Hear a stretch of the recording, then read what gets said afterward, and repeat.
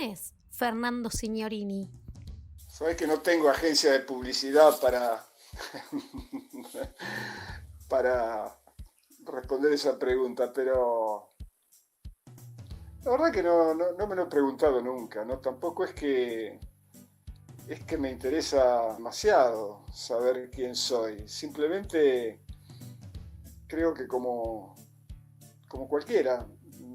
Dice Jean-Paul Sartre que cada uno de nosotros es lo que hacemos con lo que hicieron de nosotros. Así que yo más o menos soy eso, más algunas cosas que se me ocurrieron agregar a todo eso que me transmitieron. Pero sinceramente no podría contestarte con objetividad esa pregunta, ¿no? ¿Y cómo te definís en 3 palabras?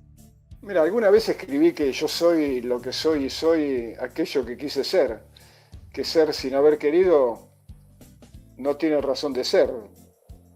Algunos son y no saben las razones ni el porqué de haber sido como son, sin haber querido ser. Entonces no son ni han sido y ya nunca podrán ser. Parece un trabalenguas, pero más o menos poco tiene que ver con... Yo no estoy muy seguro de que uno en realidad sea lo que quiere ser, porque viviendo en el mundo en que vivimos tenés que respetar un montón de convenciones sociales que a lo mejor no te dejan hacer precisamente lo que uno quiere, sino que tenés que respetar un montón de cosas, porque si no la sociedad suele ser muy cruel con el que se anima a hacer o no respetar las cosas que el sistema quiere que uno haga, ¿no?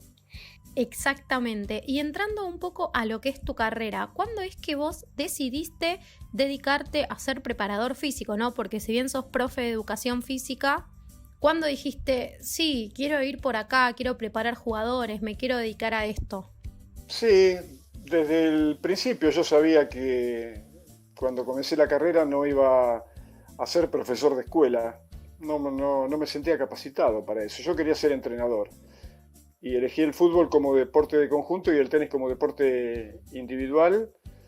Y bueno, y recorrí ese camino. En el tenis comencé también una de mis primeras actividades, digamos, como entrenador fue como preparador de un tenista, un chico de Lincoln, Roberto Azar, que llegó a ser campeón sudamericano de tenis allá por el año 81, 82 aproximadamente. Y alguna vez en el año 91 también fui llamado por la gente de Diadora, que sponsorizaba a Jennifer Capriati, una tenista americana, y me reuní con ella y con el papá en el hotel, en un hotel de Roma, cuando se jugaba el abierto del Foro Itálico.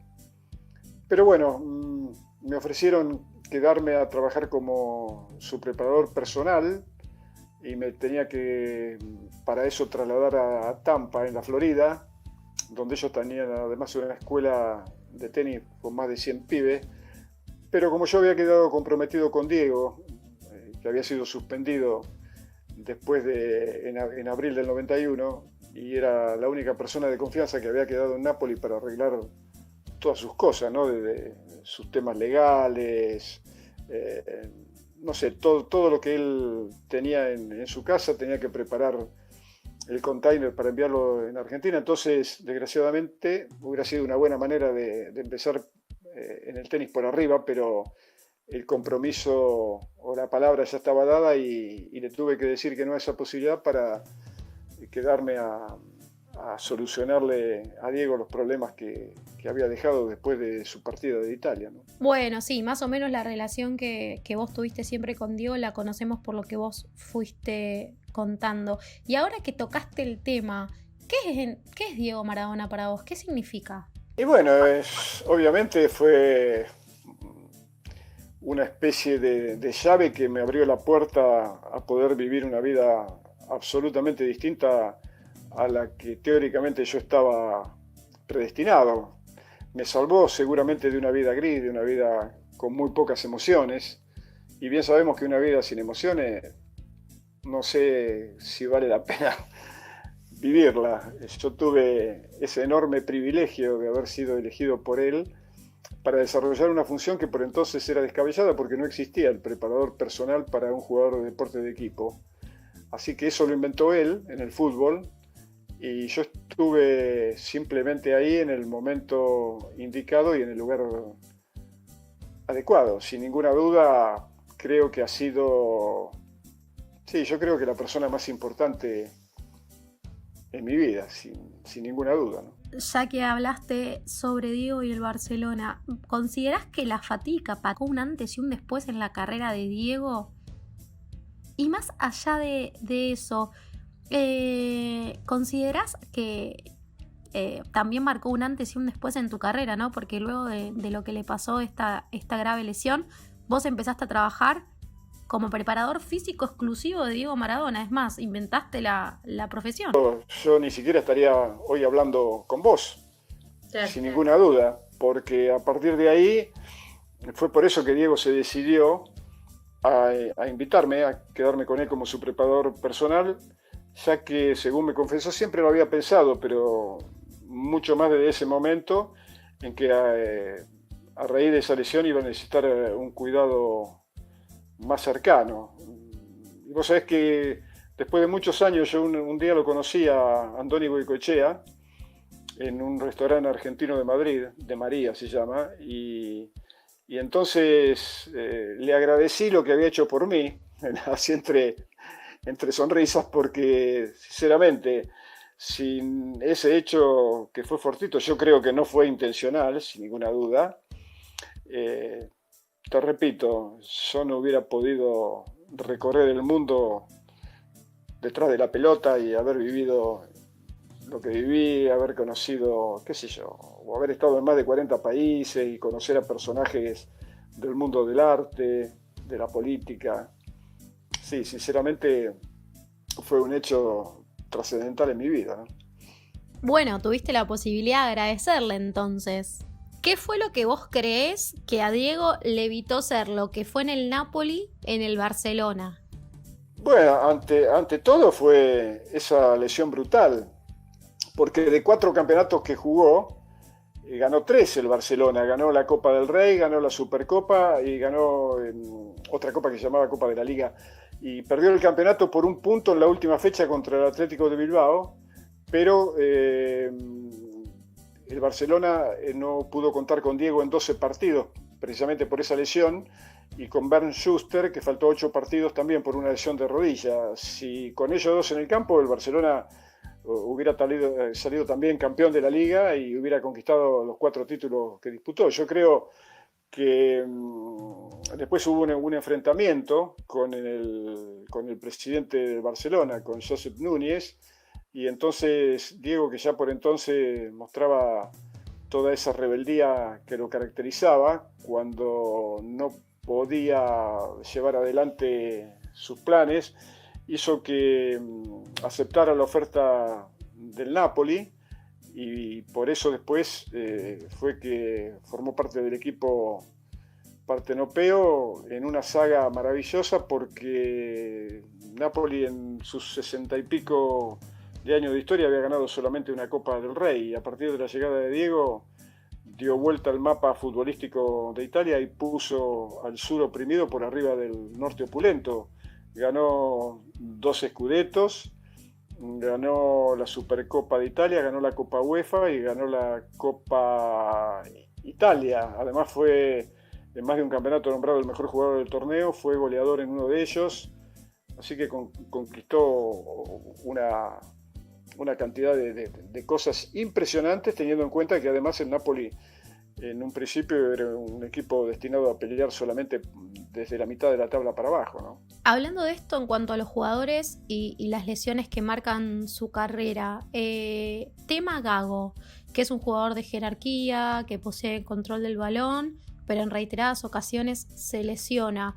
Vos, como preparador físico, tendrías que tener cuidados especiales con el jugador, otro tipo de entrenamiento diferenciado. Sí, lo fundamental, yo me apoyaría en el parecer o en el diagnóstico del cuerpo médico. Son ellos los que tienen y los que han estudiado en definitiva en profundidad todos los fenómenos que se produce con el hombre en movimiento. También sería interesante la presencia de, tal vez, de un psicólogo, porque a lo mejor también tiene que ver el aspecto emocional, que muchas veces llega a que el jugador pueda cometer algún tipo de incoordinación neuromuscular que lo aproxime al riesgo de lesiones. Lo que pasó con Fernando sí es una cosa extraña en el mundo del fútbol. No es la única, por supuesto, hubo muchos jugadores que a lo largo de la carrera padecieron lesiones serias, pero te repito, yo no podría de ninguna manera esgrimir mi vanidad por delante del conocimiento de aquellos que han estudiado en profundidad, como son los médicos deportólogos, por ejemplo, ¿no? Los planteles de primera división con este parate y la vuelta al fútbol, ¿crees que van a tener consecuencias desde lo físico? Bueno, de hecho ya, sobre todo en Europa, con la vuelta al fútbol se produjeron una cantidad de lesiones muy, muy importantes que no se condicen con las estadísticas de los últimos años. Sí, creo que sin ninguna duda esta pandemia es una pesadilla en todo sentido y en todas las actividades. El fútbol no puede quedar ajeno a ello, por eso también es que ahora la FIFA permite 5 cambios para tratar de paliar de alguna manera los riesgos que corren los jugadores, sobre todo aquellos que a lo mejor están más extenuados, porque también hay una carga emocional que hay que contemplar. Yo creo que los muchachos a la hora de salir a jugar están arriesgando el contagio no solamente de ellos, sino también su círculo íntimo, ¿no? Y eso seguramente no es que lo predispone de la mejor manera. Obvio, y por ejemplo, Copa Libertadores. Se vio una jerarquía de los equipos argentinos por sobre el resto de los equipos. El resto de los países, por ejemplo, Brasil, Paraguay, que ellos ya estaban jugando hace más tiempo que nosotros, que era la primera vez que volvíamos a jugar después de tanto parate. ¿Cómo podés, digamos, qué crees que marcó esta diferencia? La diferencia está dada por la jerarquía individual. Sin ninguna duda, el fútbol en Latinoamérica está sufriendo, no sé, las consecuencias de años y años de confusión conceptual, porque de pronto los europeos han venido aquí y se han enriquecido y han hecho tesoro del estilo que se jugaba en Sudamérica, ¿no? Digo que se jugaba porque ya no se juega más. Es como que ahora nosotros hemos querido copiar el pasado de ellos y así nos está yendo, salvo a nivel selección, cuando se juntan los mejores. Por ejemplo, en Brasil, que hoy cuenta con muchas individualidades, a pesar de que los técnicos no tienen tiempo para ensayar la idea de juego. Pero creo que lo que marcó la diferencia fue precisamente eso, la jerarquía individual de los jugadores, porque además tampoco tuvieron mucho tiempo para ensayar la idea de juego. Pero el fútbol es un deporte bastante extraño, bastante misterioso. Y lo que no sucede en otros deportes puede suceder en fútbol. Por ejemplo, en el tenis, en Roland Garros, llegaron los 2 mejores.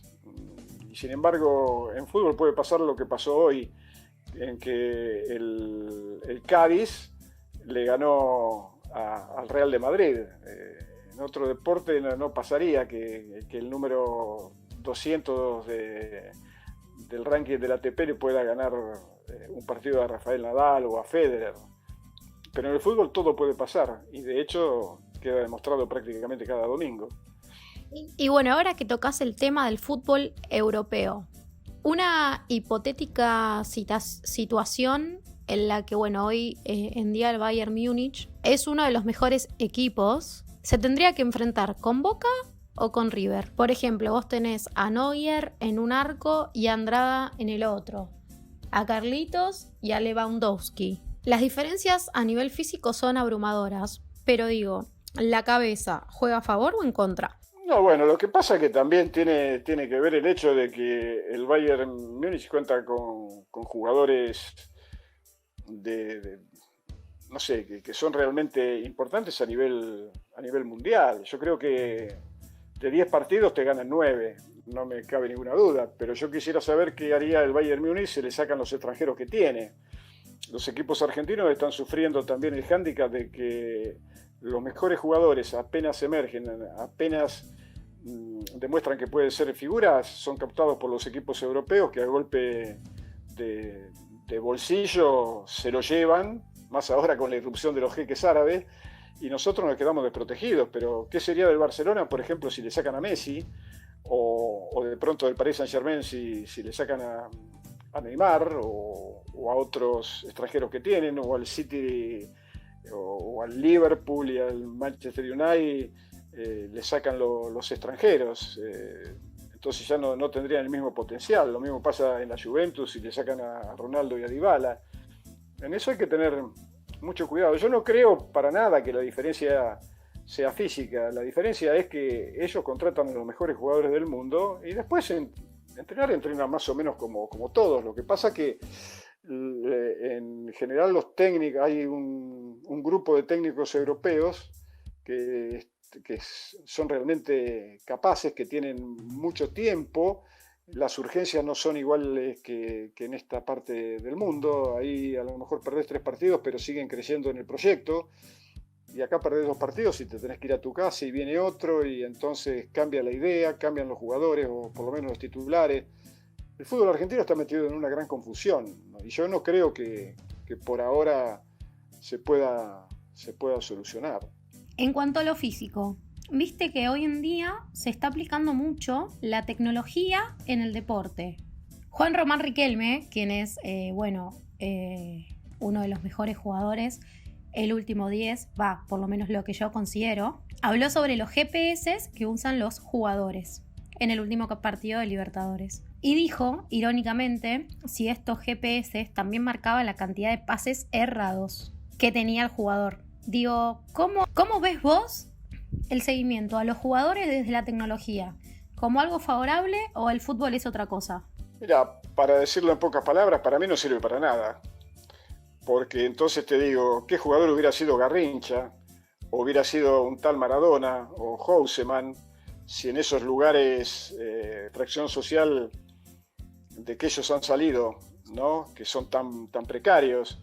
Mirá si hubieran tenido todo ese tipo de tecnología, ¿qué jugadores hubieran sido? Yo creo que no, que los hubieran confundido. El fútbol es un hecho cultural mucho más ligado a lo artístico que a lo científico. Entonces el GPS te dice cosas que ya pasaron y que muy difícilmente vuelvan a pasar, porque cada partido es distinto. Es lo mismo que la neurociencia o lo mismo que los drones. Llenan la cancha de drones, tiran, no sé, 400 características distintas del juego.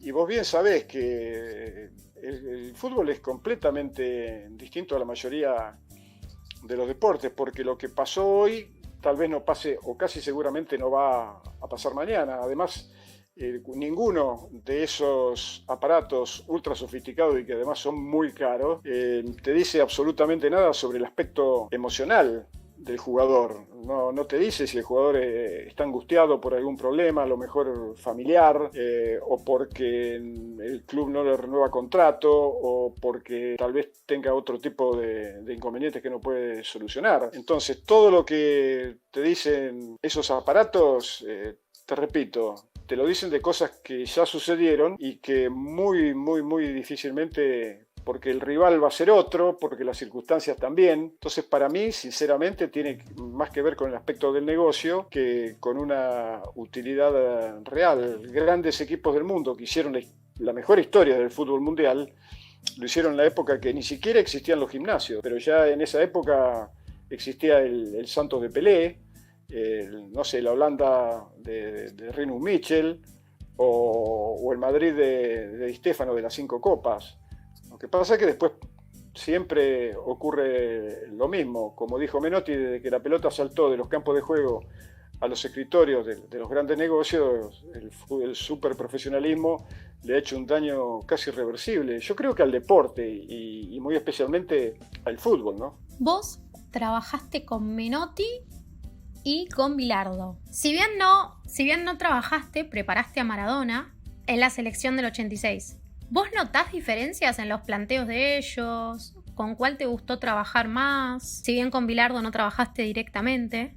No, bueno, obviamente me sentí mucho más cómodo con César, fundamentalmente porque siempre ha sido un entrenador que ponía especial énfasis en los medios que utilizaba para lograr los fines, ¿no? Él siempre decía que ganar era lo más importante porque para eso se juega. Pero había una cosa que era, por lo menos, tenía la misma importancia, que era los medios éticos de que se valía para lograr los fines. Es decir, él despreciaba la trampa por despreciable o las cosas reñidas con el reglamento. En cambio, para Carlos había que ganar de cualquier manera, utilizando cualquier medio, aún aquellos reñidos con el reglamento. Después, en cuanto al planteo del juego, uno era partidario de la marca de hombre, Bilardo, y el otro, César, prefería la zona. Los dos obviamente trataban de elegir a los mejores jugadores. Y bueno, pero creo que la real diferencia entre los dos es la valoración ética del hecho deportivo por las razones que te comentaba anteriormente, ¿no? Que tienen más que ver con la ética del comportamiento. ¿Y considerás que Grondona en el 94 se rindió ante el poder de Avalanche y descuidó a Maradona o no? Sí, yo estoy convencido que claro, que Diego fue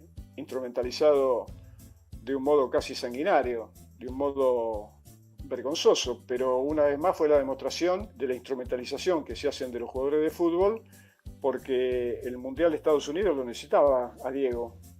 Quiere decir, la bolsa del Mundial de Estados Unidos, si tenía a Diego adentro, valía un precio, y sin él valía otro, para los sponsors, inclusive para el interés de la televisión.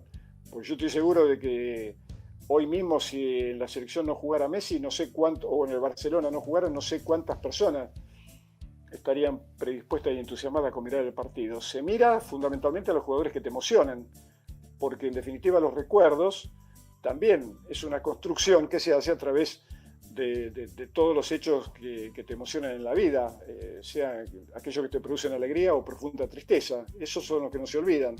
Pero sí, creo que definitivamente Diego en ese sentido fue un juguete que en este caso Grondona utilizó para también poder encaramarse a los puestos de privilegio en la FIFA como vicepresidente del organismo y como presidente de la Comisión de Finanzas sin siquiera saber hablar inglés, ¿no? Y en el 86, ¿no?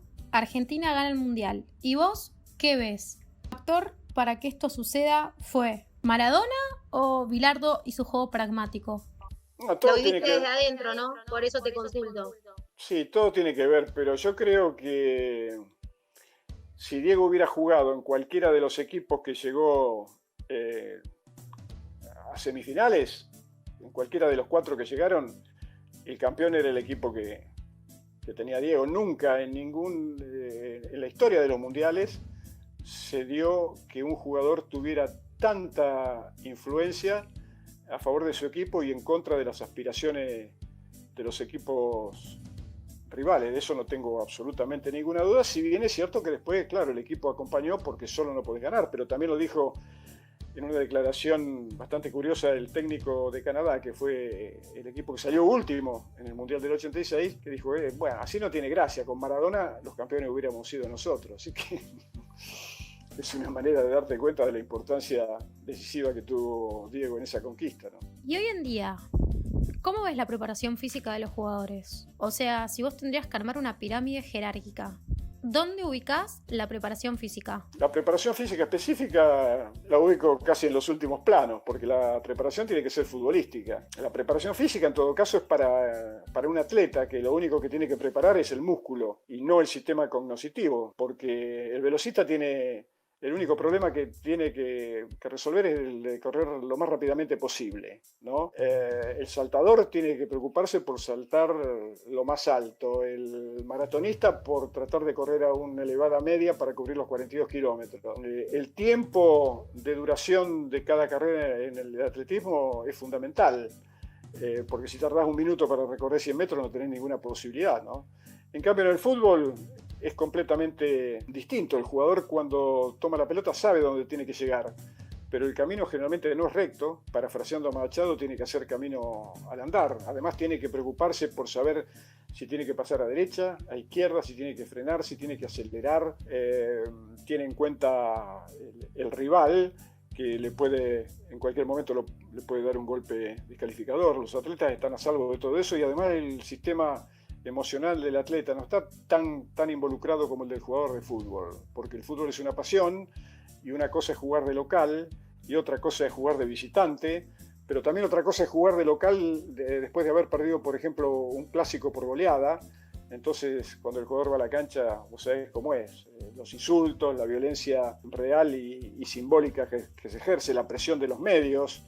Y aún durante el partido, los jugadores tienen que sufrir muchas veces, sí, claro, gozan del entusiasmo del público porque van ganando, pero si van perdiendo, no la pasan tan bien. En cambio, los atletas, vos te imaginás que Usain Bolt, si va quinto en los 60 metros, por más que alguien lo quiera insultar, cuando abre la boca la carrera ya terminó. Pero en el fútbol dura mucho tiempo y hay espacio para todo, para que a lo mejor en un momento te sentís Dios porque haces un gol maravilloso, pero después resulta que haces un gol en contra y ya te miran de otra manera, y si perdés el partido seguramente no la vas a pasar muy bien. Es completamente distinto, por eso yo digo, a mí lo que me interesa es la preparación global, la preparación del futbolista, todo sentido.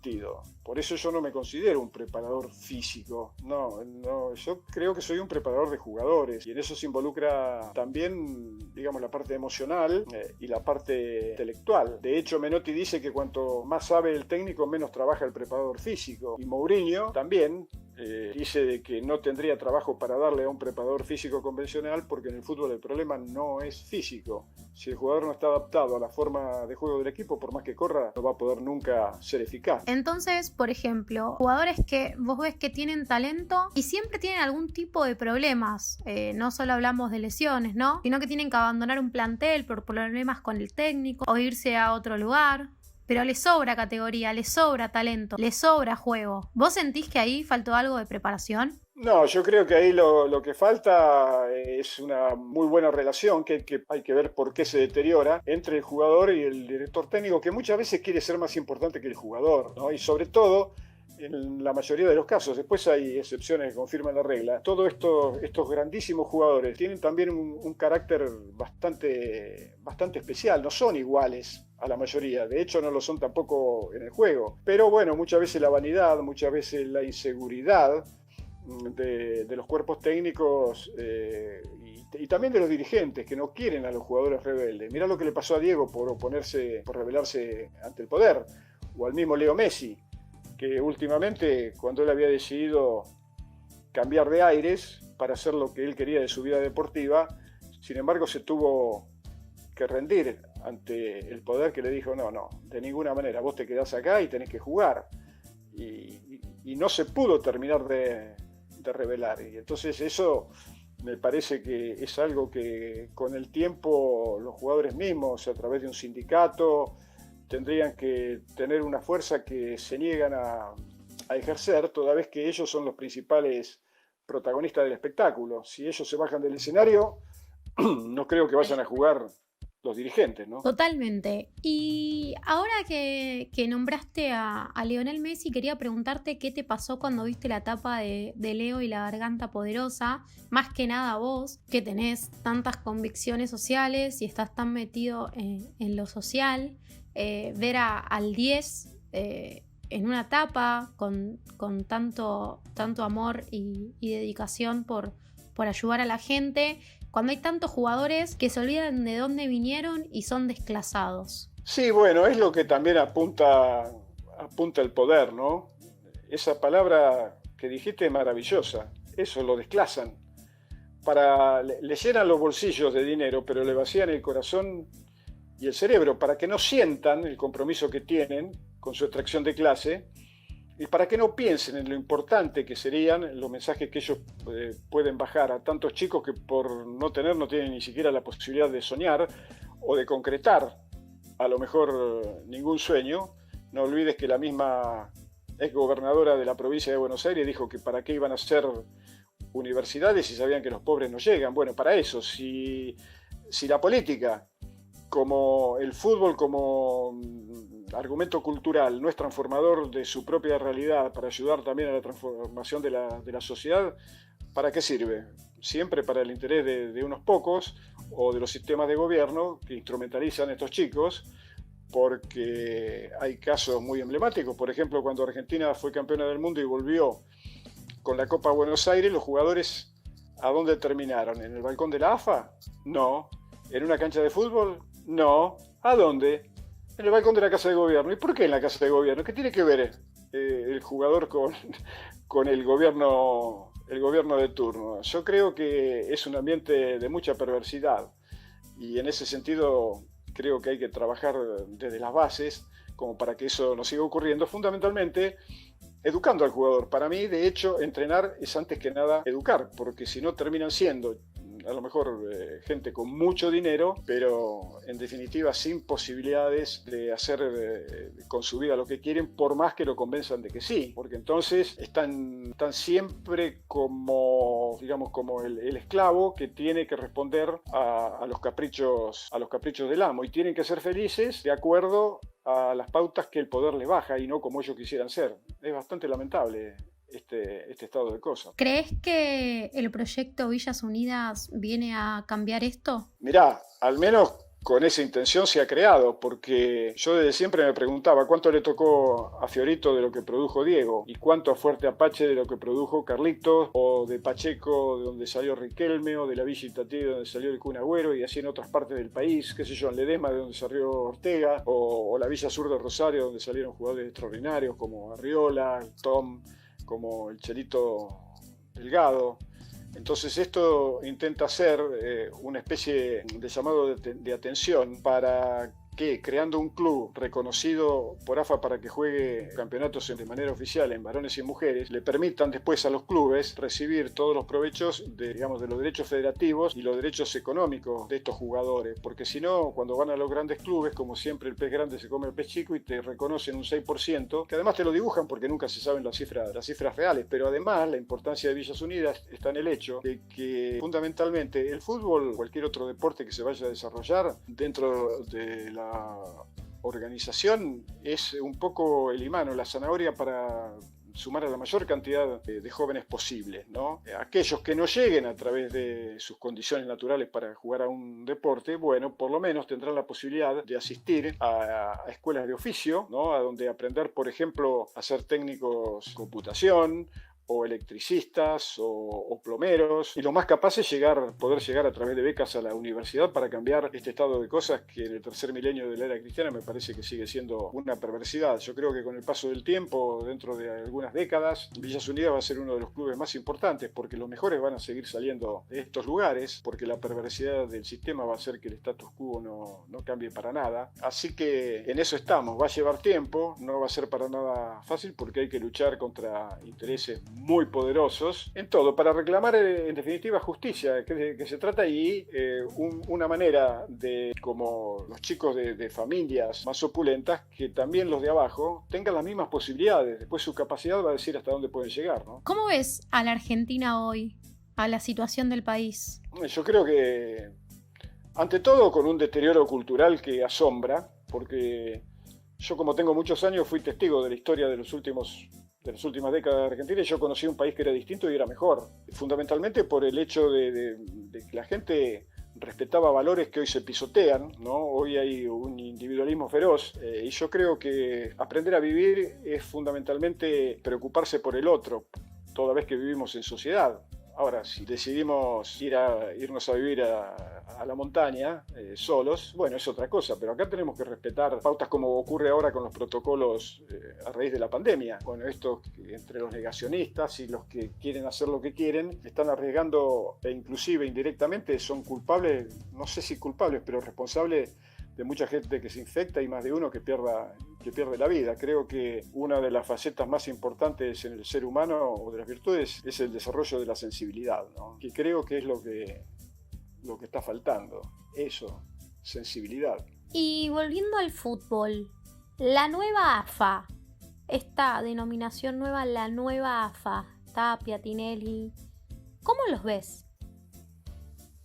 Mira, yo creo que si los destinos del fútbol argentino tienen como referente para proyectar el futuro a Marcelo Tinelli, estamos en graves problemas. ¿A dónde están los Menotti?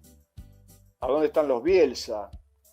¿Dónde están, no sé, tantos exjugadores o entrenadores que de esto saben de verdad y que ni siquiera son convocados? Me parece de una frivolidad que realmente espanta, ¿no? Y bueno, pero ninguno se revela y dejan hacer a gente que, ya te digo, puede saber mucho y tener gran habilidad para hacer negocios y enriquecer sus patrimonios personales, pero el fútbol es un hecho cultural y el fútbol es de todos. Por eso yo siempre pienso que la 44 millonésima parte de lo que me corresponde del fútbol argentino, yo la defiendo como me parece que hay que defenderlo y no como el sistema quiere que lo haga. Por eso, en todo caso, siempre estoy parado en la vereda de enfrente de las decisiones que se toman desde los altos mandos, ¿no? Porque estamos en una situación y desde hace años y cada vez es peor. Por lo menos yo no quiero ser una oveja del rebaño que el poder está llevando, creo, hacia un abismo del que va a ser después muy difícil de salir, ¿no? Cuando ves esta foto,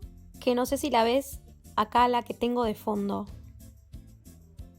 ¿qué sentís? Y siento un profundo afecto por los dos, esos dos artistas que se dedicaron a jugar al fútbol, esos dos duendes que ante todo son chicos maravillosos, a que después un poder perverso los instrumentaliza, los usa con una irrespetuosidad y con un salvajismo que es realmente preocupante, era de lo que veníamos hablando.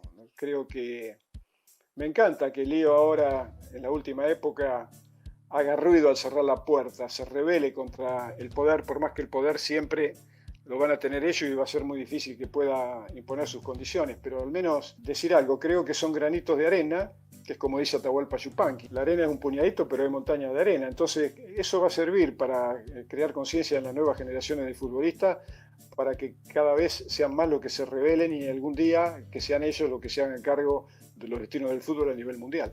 Y bueno, la última, ¿qué fue lo que vos más disfrutaste hacer en tu carrera? La posibilidad, y esto lo digo porque se me ocurrió desde que me di cuenta de lo que el fútbol generaba como pasión, ¿no?